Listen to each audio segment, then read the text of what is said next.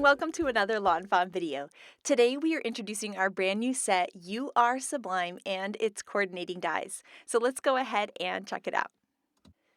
So first up, we have this cute little submarine, and then we have a scuba diver. We have an awesome anglerfish that I just love, a cute little fish, and an even smaller fish. We have a lobster, and we have an eel. We have a bunch of different bubbles. So we have heart-shaped bubbles and normal-shaped bubbles. And we also have some individual bubbles as well. We have them in open and in solid. We also have this little solid dot here because you can also heat emboss that and then put it over the anglerfish so that his little light glows in the dark with our glow-in-the-dark heat embossing powder. We also have some really fun things for setting the scene, like corals and seaweeds that you can kind of layer down with some sand to create a fun ocean area for the guys to hang out in. And then we have some really fun sentiments. So we have sending my deepest thanks. You light up my world. I am deeply in love with you. I eely like you. Hope you have a. And also you are. And then the word sublime, which can go with either of those. And then we have birthday or also just day. So you can say hope you have a sublime birthday or hope you have a sublime day. So now I'm using my favorite Copic markers to color in these different characters. And I love the scuba diver because you can get really creative with his little scuba diving or her scuba diving outfit and kind of pick the colors based on your pattern paper or how you want to coordinate with all of your fish. The other reason this set is so fun too is because it can get so colorful, especially you know how underwater fish, kind of the deeper in the ocean you go, the weirder the colors get and kind of the funkier the fish are. Well, you can kind of use that as inspiration when coloring for this. So you can kind of add some fun and funky colors and really get some really awesome ocean scenes. Of course, I had to color the submarine like a yellow submarine, which is so much fun. And you'll see there that I'm just using 2 markers and then just blending out that dark with the light kind of lighter towards the center of the submarine. Then I'm using some really light blues for the little openings in the submarine. I'm using some oranges for this guy. I really like these because they kind of have a neon look and I thought it went really well with that anglerfish. I love this guy so much and I love that you could use some Chibitronic lights to light up his little light, or like we talked about before, you could heat emboss with our glow-in-the-dark heat embossing powder, that little solid circle, and layer that over top of his light and make him glow in the dark, which I think would be really fun.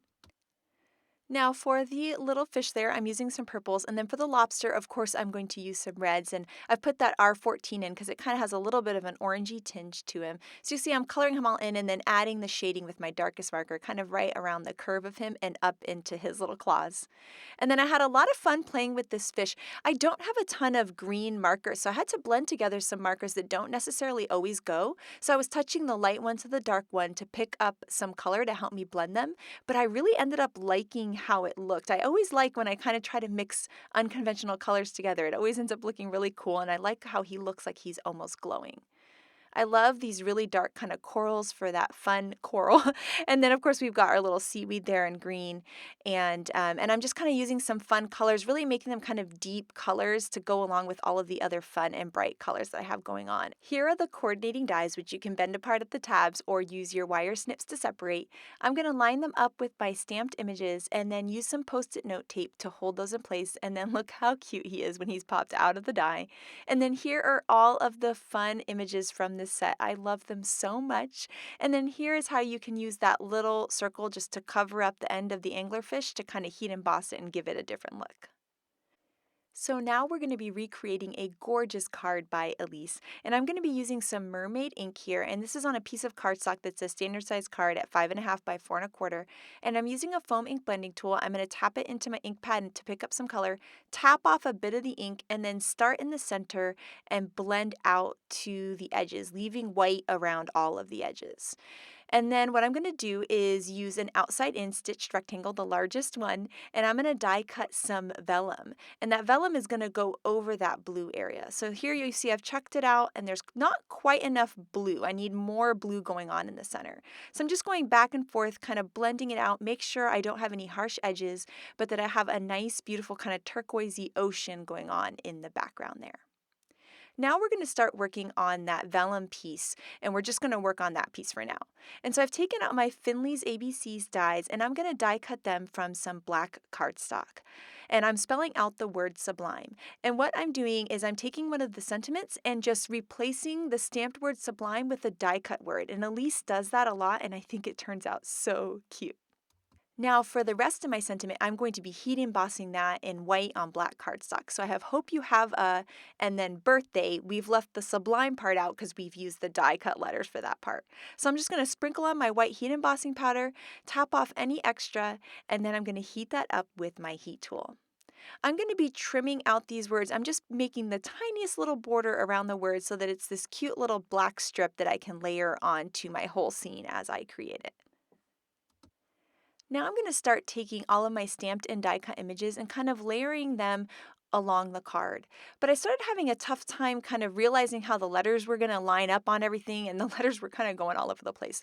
So I decided to take out a strip of Post-it note tape. So I'm just going to take out a long strip, and I'm actually going to stick the letters to that strip in kind of the arrangement that I want them to be on the card at the end, so that I can put them on the card to kind of help me layer my characters. Because these letters are going to be stuck on top of the characters, so I want to put the characters down first, but I still wanted the guide of the letters. So this was a fun way to be able to do that. So I'm just adding some adhesive to the back of all of my stamped and die cut images, and I'm layering those behind the letters there to kind of see how I think they're going to look. I love the little fish hanging out with the anglerfish, and then I've added on my sentiment strips too. And then once I have that all down, I can start attaching my letters there. I'm just peeling them off the Post-it note tape, adding some adhesive to the back, and layering them on. Now with vellum, it's always tough because you're trying to hide the adhesive. You don't want it to see through the vellum. So what I did was I just put my adhesive down on the back of wherever there were stamped images, and that's how the vellum is attached to my card. I'm creating a standard size card base at 5.5 by 4.25 inches. I'm going to add a bunch of adhesive to that card base and layer my whole card front on top. And this card is so cute, so much fun. It was really easy to do, but those die cut letters pack such a big punch. I had so much fun making this card. Next up, we're going to be making a reveal wheel with this set. So I'm die cutting the card base there out of white cardstock.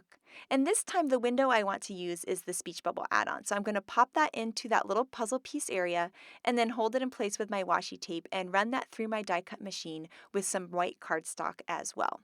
So I'm going to die cut that one, and then I'm also going to die cut the wheel base and the main wheel with some white cardstock. I went ahead and cut another piece with a window in it, and what we're going to be doing is we're going to be using a stitched wave border right on top to kind of give it a fun ocean decorative detail. So I'm going to run that through my die cut machine, but I'm going to save that top part piece because we're going to be adding some color to that as well later. I die cut one more card base, and then I lined up a stitched hillside border at the bottom, and I'm going to die cut that, and that's going to be kind of the sandy hill for our ocean scene. Now it's time to do some distress inking, and to create an ocean, I'm using peacock feathers and mermaid lagoon, and I'm using some foam ink blending tools. And so I'm going to start off the cardstock and then bring the color on. I'm going to color the entire piece with the peacock feathers, and then I'm going to bring the mermaid lagoon down at the bottom to give it kind of a gradient look of dark to light. Now today I'm recreating a card by Kay and Elise. I'm kind of putting the two ideas together, so thank you so much, Kay and Elise. Now to give it that fun watery look, we're going to spray it with a little water bottle, and I'm spraying it up from really, really high, and you'll see that the water is going to react with the ink and create kind of these water splatters that to me kind of look like bubbles and are going to go along with our ocean scene.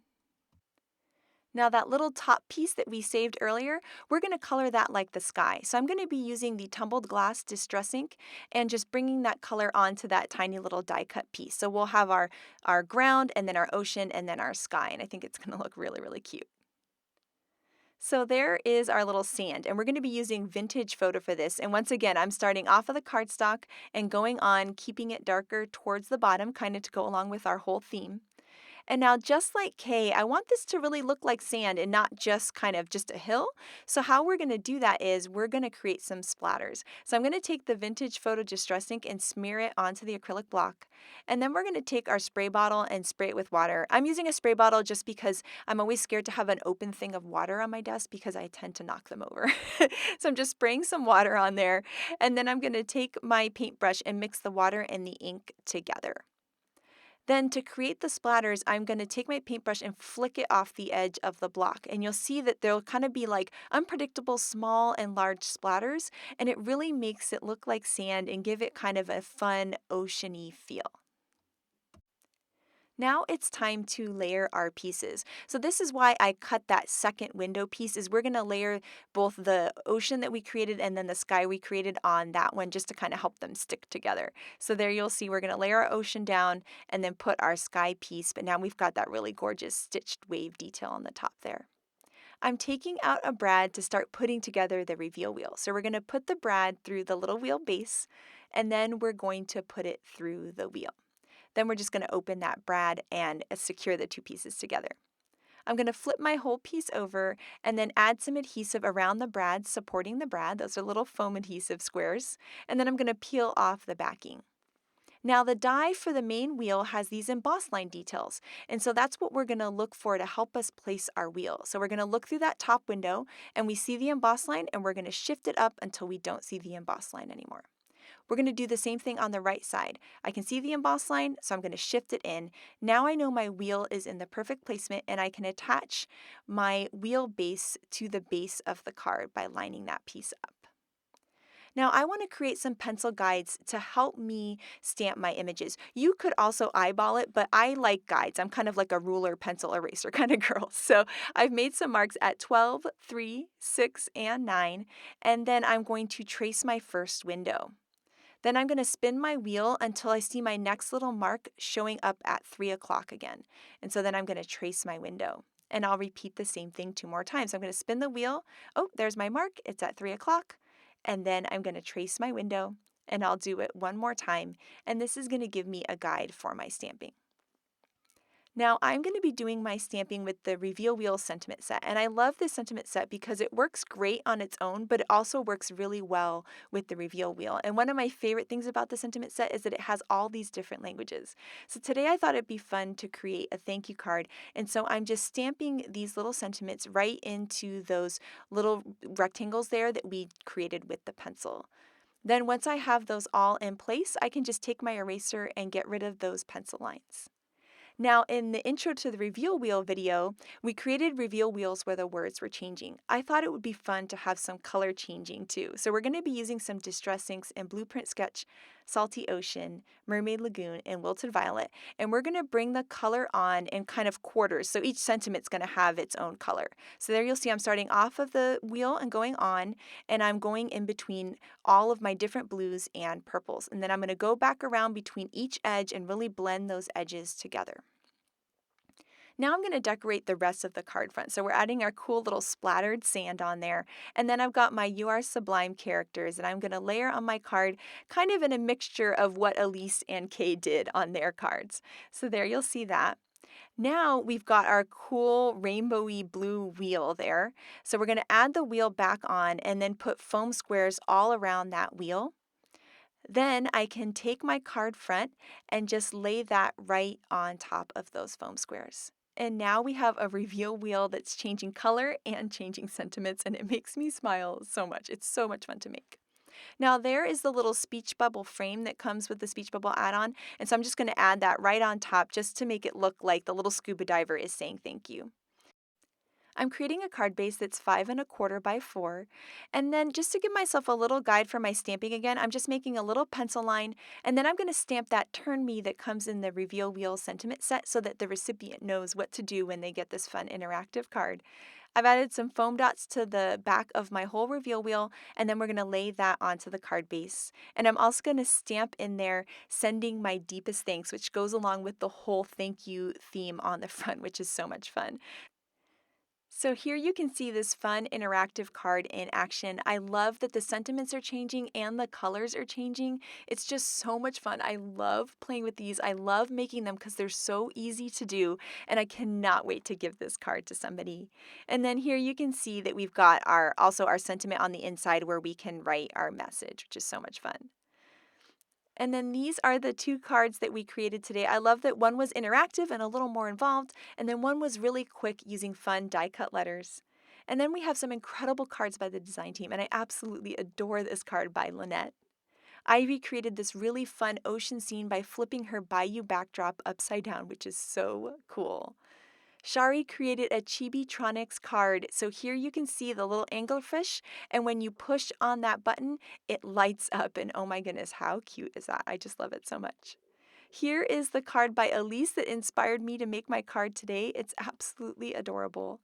And then I love how Letitia used some non-traditional colors in our porthole frames with her fun scuba diver. I love this card by Audrey, and those fun ink blended stripes in the background are absolutely gorgeous and just go so well with the whole ocean theme. And then I love this card by Elena. I love the gray with then the bright colors in the middle is just stunning. This card by Kristen is so much fun. I love how the porthole frames make you feel like you're in the submarine looking out at those fun scenes. And then I love Lizzie's cards with the watercolor stripes and the fun You Are Sublime characters in the middle. And then these are the cards by Kay and Elise that inspired me to make my second card today. I love that you could take any card design you have and create reveal wheels with them, which is just so much fun. So I cannot wait to see what you guys do with You Are Sublime, so make sure to share it with us. Thank you so much for watching today, and have an absolutely amazing day. Bye!